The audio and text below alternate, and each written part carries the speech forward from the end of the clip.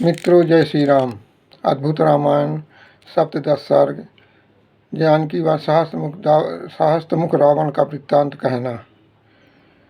जिस समय रामचंद्र जी रावण का वध करके अयोध्या आए, उनको राज्य प्रदान किया गया, तब चारों तरफ से मुनि लोग उनसे मिलने आए। तब रामचंद्र जी ने उनका सबका स्वागत करके पूजा अर्चना की, भाइयों सहित पूजा अर्चना की।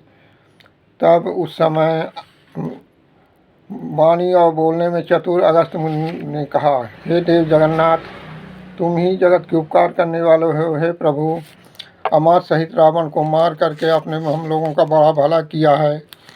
हे राम, आप ब्रह्मा जी के प्रार्थना से भूपाल रूप धारण करके आए हैं।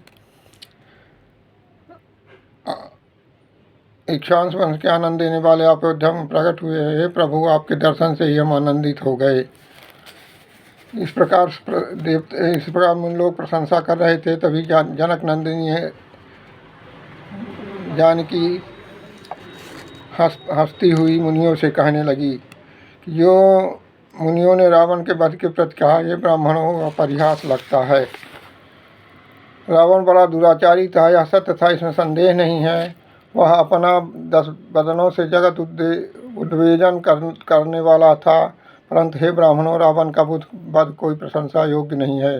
यह वचन सुनकर मुन लोगों को बड़ा विस्मय हुआ।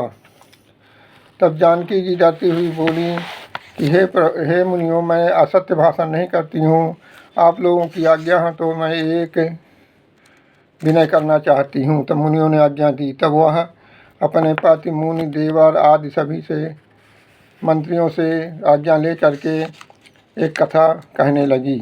हे मुनियों, विवाह से पूर्व मैं अपने पिता जनक जी के गृह में रहती थी, मंदिर में रहती थी।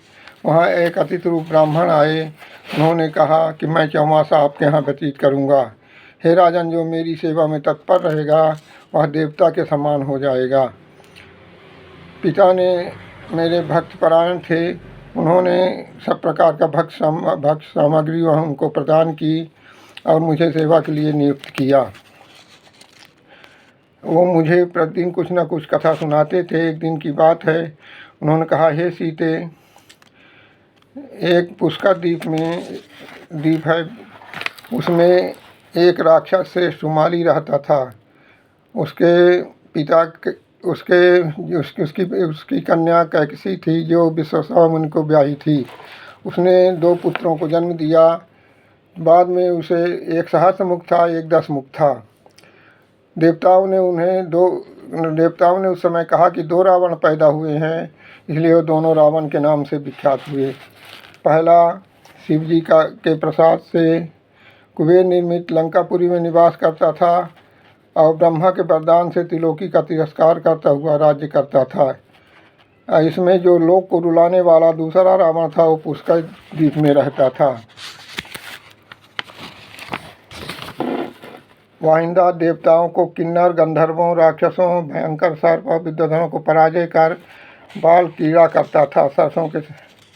मेर पर्वत को सरसों के समान मानकर, सागर को गौ के पद के समान मानकर, सब लोग को तृण के समान मानता था। दीपों को माटी के ढेले के समान मानकर, वीरों को तो वह कुछ समझता ही नहीं था। तब पिता महापुलस्त और विश्रवा ने उसको आकर समझाया। तब वह कुछ शांत हुआ। हे जानकी, उसका छोटा भाई लंकापुरी में निवास करता है। इस प्रकार और भी विचित्र कथा का 4 महीने निवास कर राजा और मुझको आशीर्वाद देकर ब्राह्मण तीर्थ यात्रा को चले गए। जय श्री राम। श्री शिव शरणम, श्री हरि शरणम, श्री सकले भाग में। जय श्री राम।